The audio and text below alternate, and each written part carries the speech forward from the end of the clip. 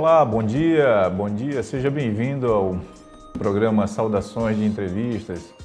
Eu aqui, José Saraiva, hoje, trazendo o procurador-chefe do Conselho Regional de Engenharia, o Dr. Aécio Bezerra. Bom dia, Dr. Aécio. Satisfação tê-lo aqui. Bom dia, Saraiva. A satisfação é minha pelo convite de poder vir aqui na mídia e conversar com você sobre nosso conselho. Hoje nós vamos falar um pouquinho sobre as questões de fiscalizações e também entender um pouquinho a questão do que o que é um conselho, né? Eu acho que essa primeira pergunta, doutor Aécio, é importante para esclarecer quem está nos assistindo aqui agora, para entender um pouquinho. Eu percebo que colegas meus mesmo têm uma certa dificuldade para entender o que é um conselho e às vezes mistura um pouco o conceito de conselho com sindicato. A gente consegue dar uma visão para eles um pouquinho sobre isso, assim, doutor Aécio?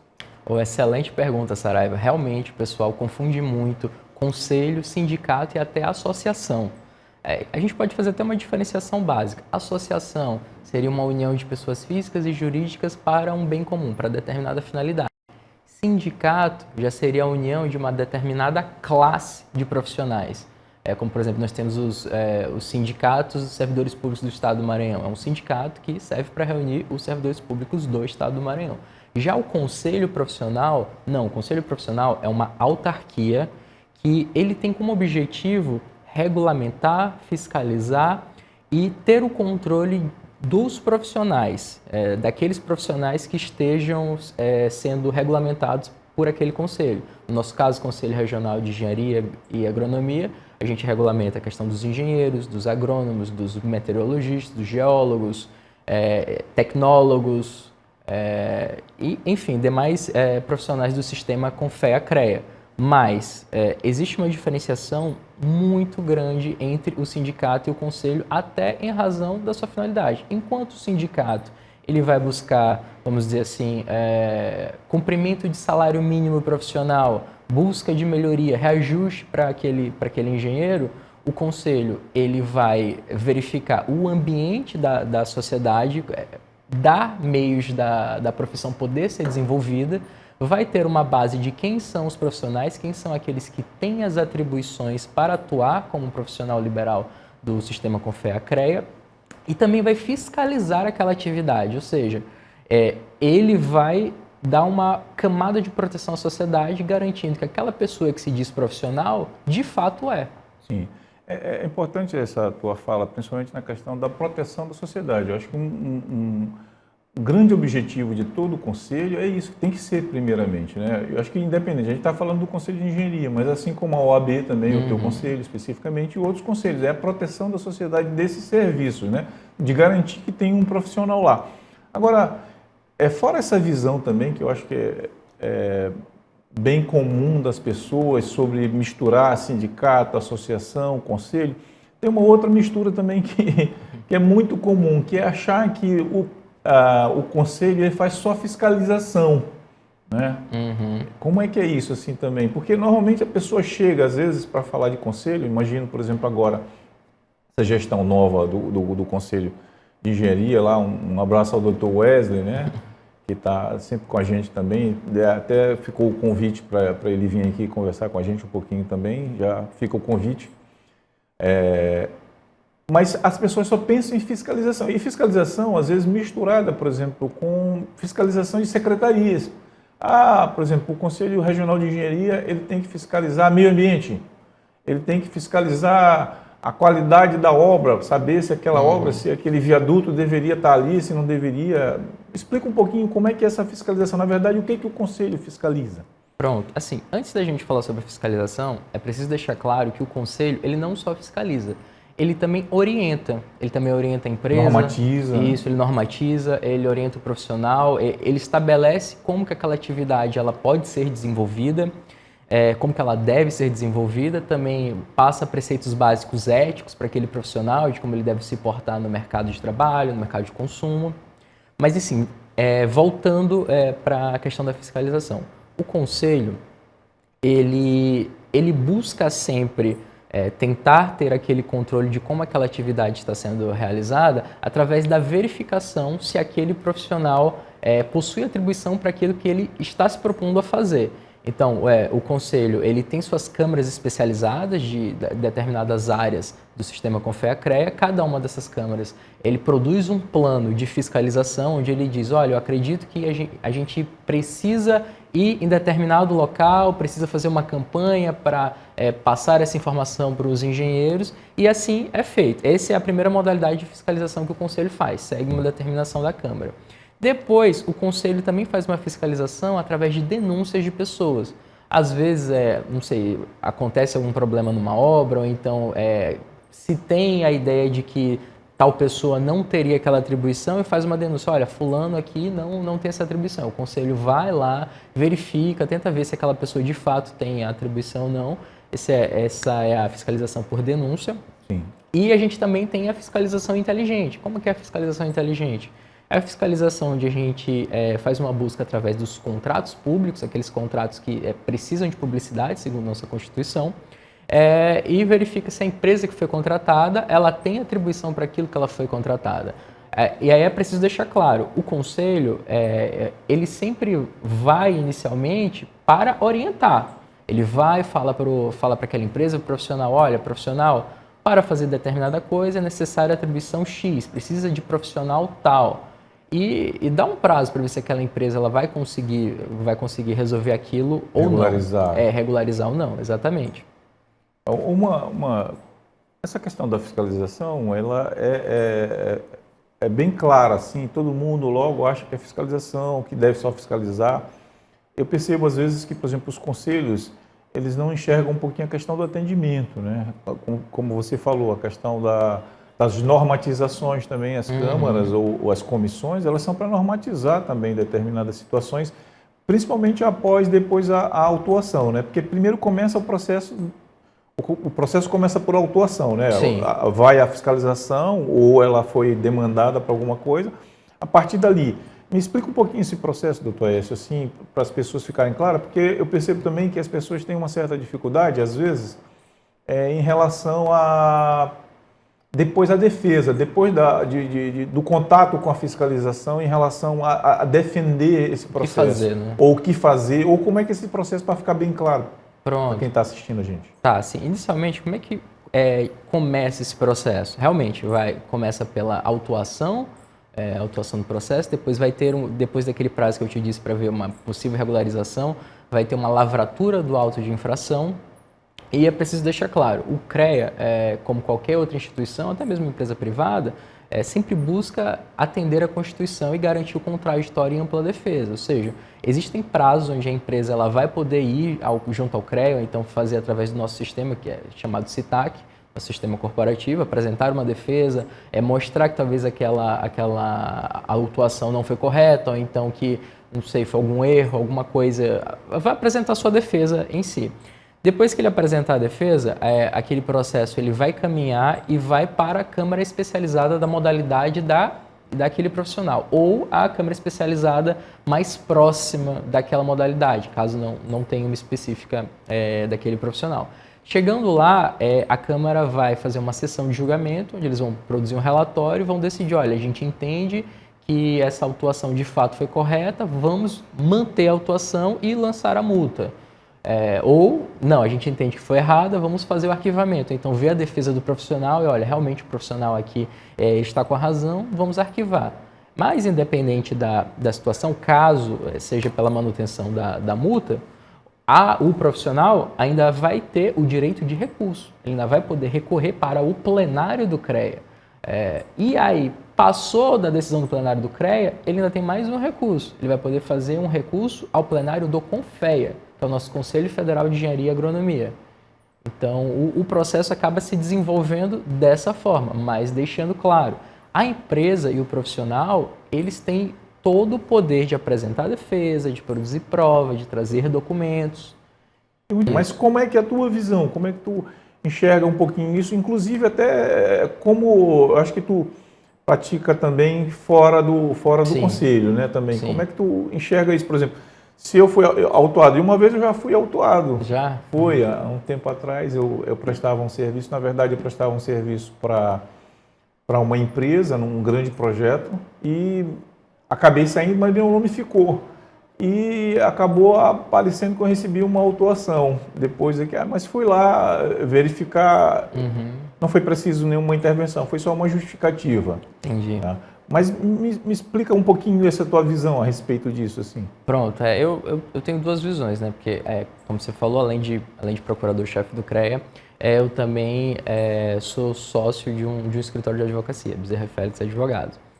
Claro, meu escritório não atua junto ao CREA, até por questão de incompatibilidade do meu cargo, mas o profissional privado, ele pode ver o CREA como uma forma de exercer a advocacia. Como você disse, ele está lá para garantir o contraditório, ampla defesa, garantir a legalidade daqueles atos. Existem várias resoluções que o advogado ele se mune para poder fazer a defesa, inclusive verificação de cumprimento de prazos. A empresa ou o profissional, ele não tem só autuação por ausência de RT, às vezes também existem alguns casos mais sérios, como alguma possível falta ética, ou então questão de parcelamento de alguma dívida, pode ser até uma multa que de fato ele tenha sido lançado, ou então uma anuidade que ele deixou de pagar no momento certo.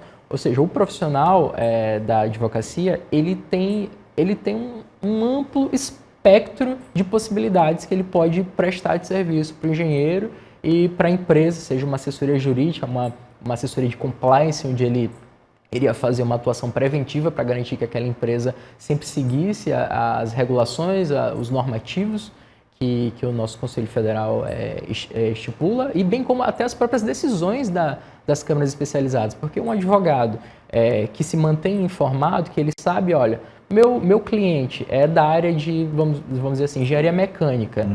Ele vai lá no site do CREA, vai ver as decisões da Câmara Especializada de Engenharia Mecânica, vai ver as decisões que possam afetar o cliente dele e já vai tirar aquilo como base para poder dar um direcionamento para o cliente dele. Poder dizer, olha, engenheiro, vamos fazer desse jeito porque o CREA entende dessa forma, vamos entender desse jeito porque existe um normativo que diz que tem que ser feito dessa forma.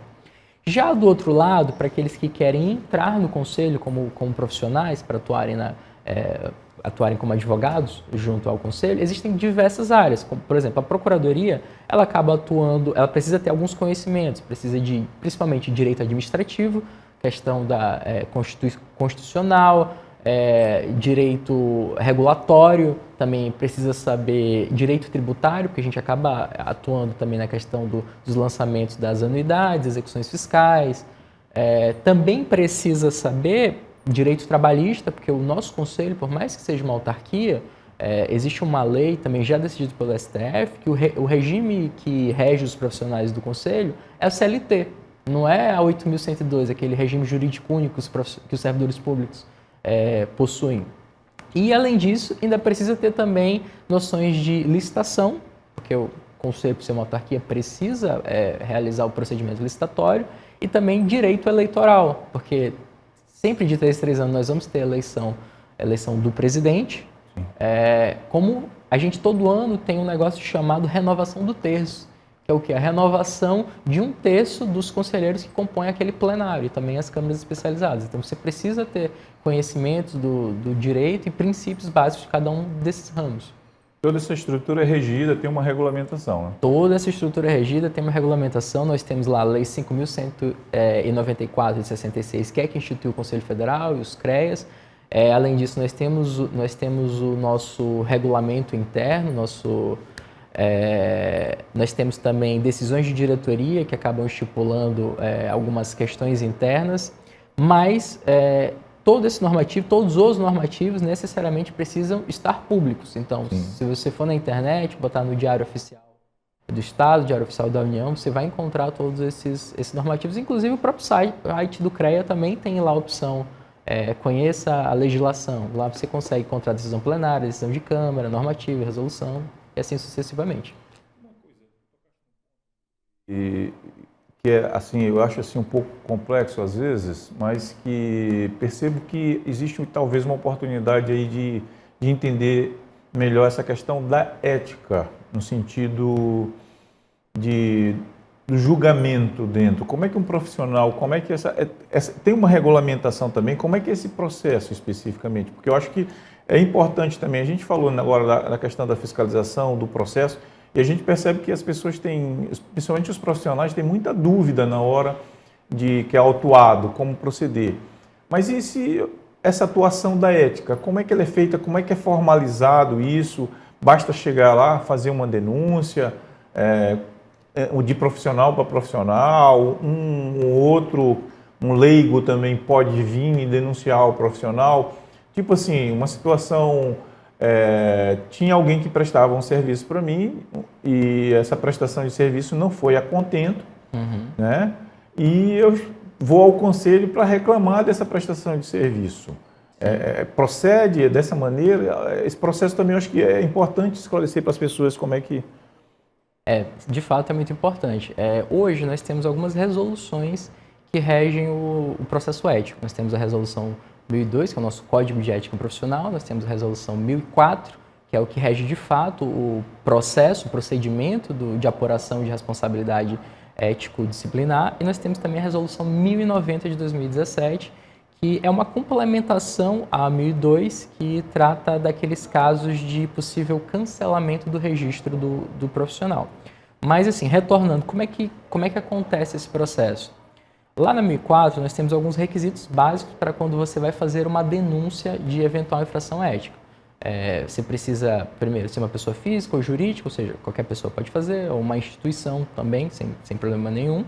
Você faz uma denúncia identificando o profissional tal, fez tal coisa, e você leva um mínimo de lastro probatório, né? Um mínimo de demonstração de indícios de que aquilo que você está dizendo é verdade.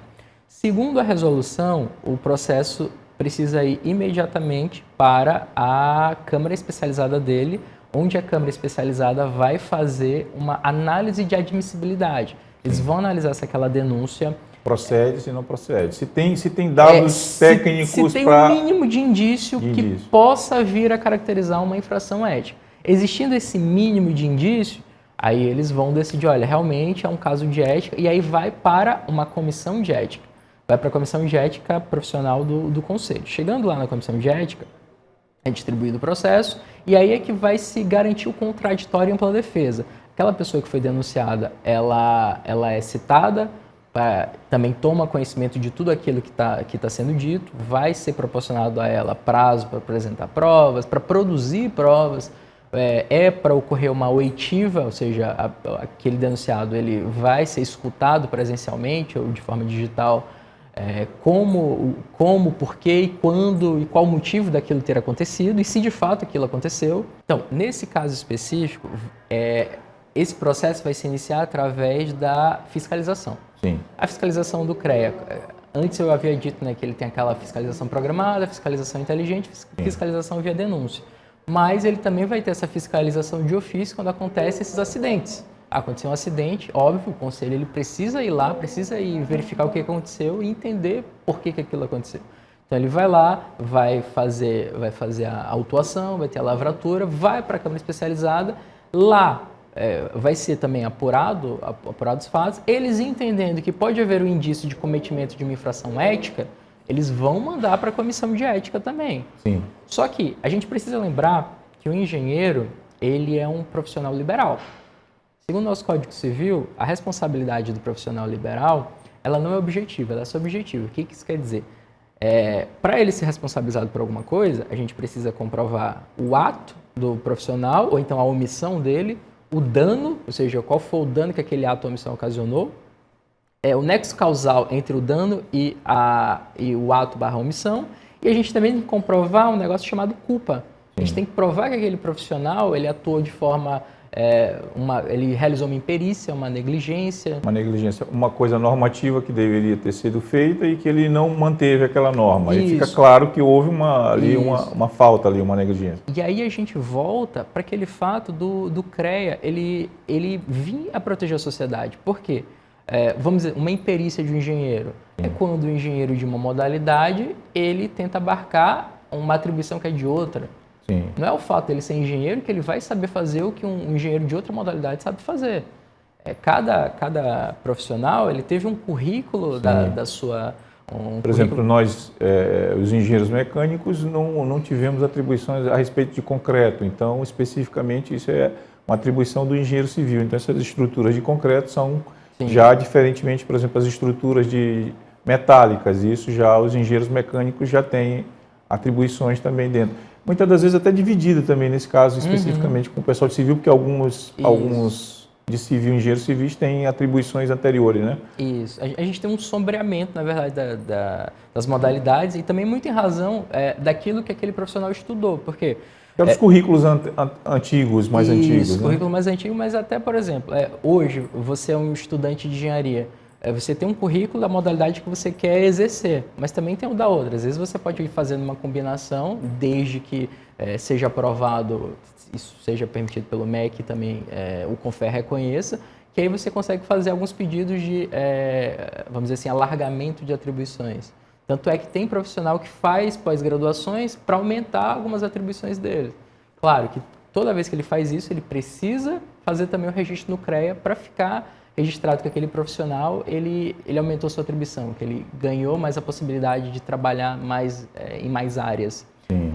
Mas sim, voltando à questão quando acontece um acidente. Sim, do isso, acidente. acontece um acidente, passou pela Câmara Especializada, eles entendem que existe uma infração ética, vai para a comissão de ética e a partir daí fica normal. A comissão de ética vai também dar contraditória e ampla defesa sobre aquele fato, sobre a possível infração disciplinar. É bom também lembrar, Saraiva, que a Câmara Especializada, ela, além de fazer a análise de admissibilidade, ela também vai decidir se aquela infração ela é punível pela 1002, ela é possivelmente punível pela 1002, ou se ela é possivelmente punível pela 1002 e pela 1090. Que a 1090 é a questão da suspensão do registro, da cassação do registro, como é falado. Eu acho tecnicamente errado, mas é como tá escrito na nossa resolução. E se a Câmara não mencionar a possibilidade de utilização da 1090, então aquele profissional não pode ser punido de acordo com ela, tem que ser sempre pela 1002. Ok. Olha, doutor Aécio, eu agradeço a sua participação, eu acho que foi extremamente, principalmente para os engenheiros aqui que estão assistindo, assim como para os advogados também, foi extremamente didático as suas colocações e se quiser fazer um encerramentozinho aí, alguma coisa que você acha que é importante agora no final, que a gente acabou não discutindo, a gente tem 2 minutinhos aí para... Então, Saraiva, novamente eu queria agradecer, né, pelo convite. Fico muito feliz de poder vir aqui, poder divulgar como que o nosso conselho ele está presente na sociedade, qual que é a necessidade do conselho, até para tentar esclarecer para as pessoas, como você disse, a diferença entre conselho e sindicato, tentar lembrar que o CREA, o CREA Maranhão principalmente, hoje em dia, ele sempre faz uma análise daquela RT que o profissional vem registrar, ou seja, ele pega aquela RT e verifica com as atribuições daquele profissional. Se aquele profissional não tiver atribuição para fazer aquilo que ele está se propondo a fazer, aquela RT não passa, ou seja, a gente já faz um controle prévio para proteger a sociedade. A gente já diz, esse profissional não pode fazer aquilo. E aí, a gente volta para aquela questão de quando o profissional acaba cometendo um ato de imperícia. Se ele fizer algo que ultrapassa a atribuição dele, necessariamente ele não deve ter tirado uma RT daquilo. Sim. Ou seja, ele já estava atuando, vamos dizer assim, numa ilegalidade. E acaba podendo produzir esses efeitos deletérios que a gente não quer. Se tiver ação preventiva, sempre vem melhor. Pois é, o CREA ele vem muito nessa questão da ação preventiva. A gente até às vezes é cobrado pelo nosso Conselho Federal dizendo, poxa, no CREA Maranhão não tem acobertamento, e quando um profissional faz uma RT para dizer que fez um serviço, na verdade ele não fez. Aí, claro que não vai ter, porque o CREA Maranhão ele faz esse controle prévio, já no registro do RT. Então, é bem difícil que aconteça um acobertamento. Mas, novamente, Saraiva, eu queria agradecer pela oportunidade e dizer aqui para os engenheiros que qualquer dúvida, o CREA está aberto, tá? Para você que precise de alguma informação. E estamos lá, sempre das 8 às 14. Ok. A gente espera ter sido bem objetivo na conversa. Agradecer você que esteve aqui com a gente até agora no final. Um abraço a todos e até mais ver.